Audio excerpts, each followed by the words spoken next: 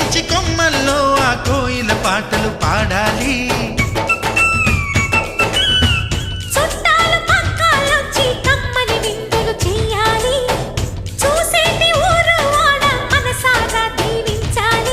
నలుగురు కలిసి చేతులు కలిపి మన కలలన్నీ పండించాలి.